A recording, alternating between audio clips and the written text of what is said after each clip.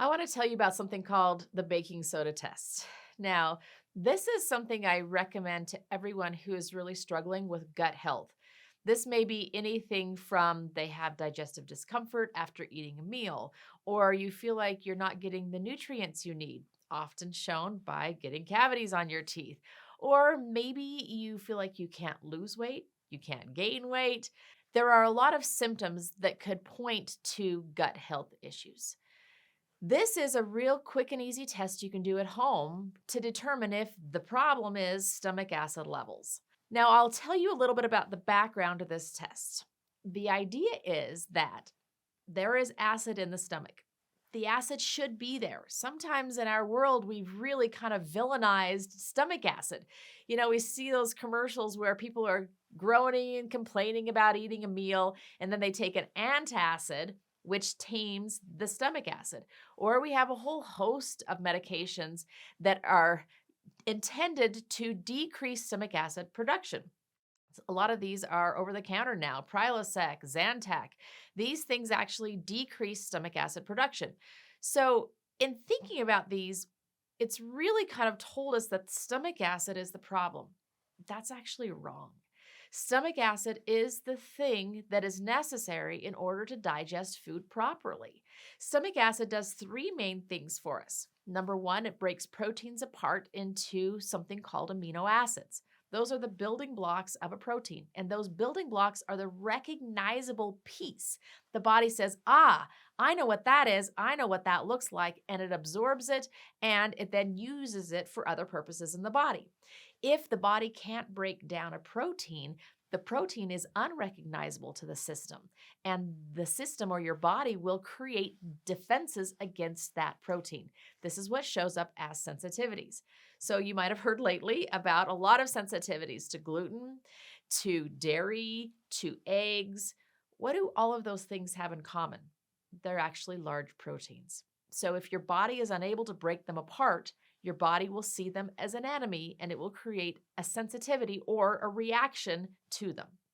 So that's the first thing the acid does is breaks those proteins apart into the recognizable, absorbable pieces called amino acids. The second thing it does is it ionizes minerals. So it changes that mineral to a form that the body can then uptake and be able to use elsewhere. So if you don't have the acid, what the minerals do is they either pass all the way through or they're in a form that the body can't use. So you end up having things like calcifications, which show up as kidney stones, gallstones, artery plaque in the arteries that's calcified, tartar on the teeth. These are all reasons or signs that you're not absorbing minerals properly or utilizing and uptaking minerals properly. So that's the second thing that stomach acid does. The third thing that stomach acid does is it kills bad things that come in with the food. This could be bacteria, viruses, fungus, parasites, all of the bad bugs. Well, the acid is intended to kill all of them so that they don't continue on through our system.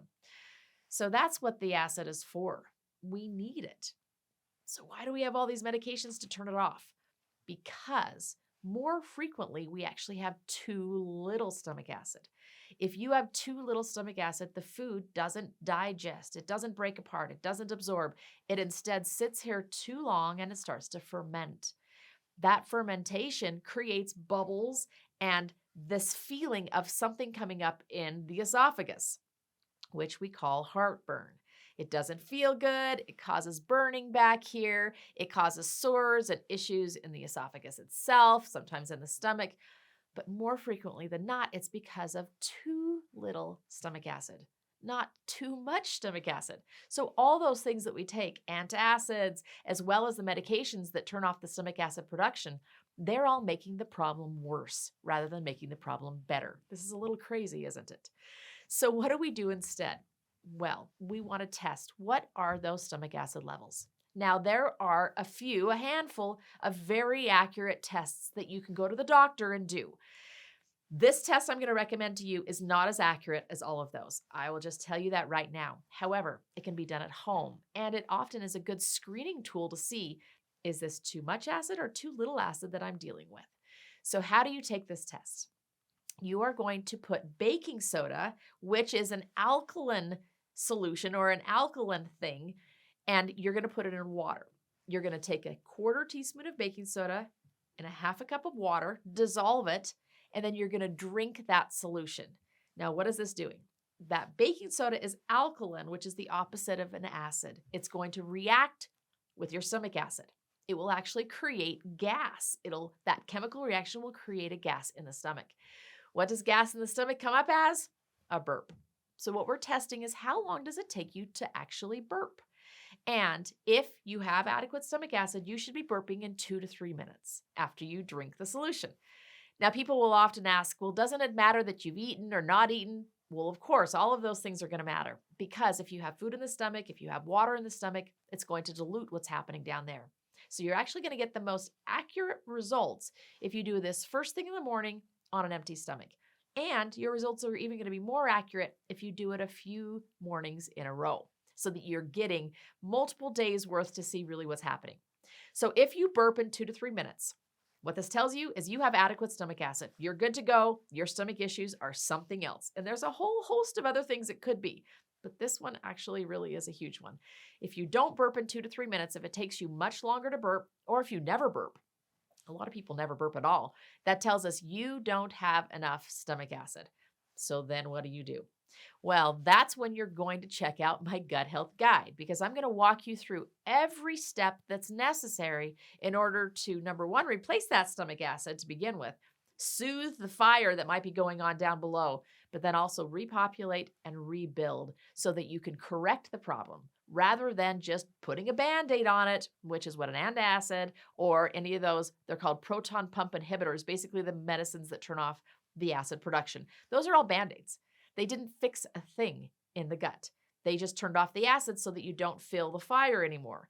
I kind of equate this to if your car had a warning light on the dashboard, and instead of looking at the warning light and saying, oh, it says my engine is overheating or whatever it might be, instead of that, we just disconnect the cord that gets the electricity to that warning light. So all of a sudden, it's disconnected, no warning light. We didn't really address the problem.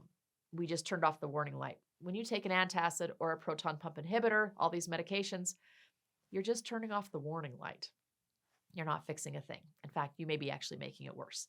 So do the baking soda test, identify what is the problem. Too much stomach acid, too little stomach acid, and then we can move toward actually fixing things in the long term.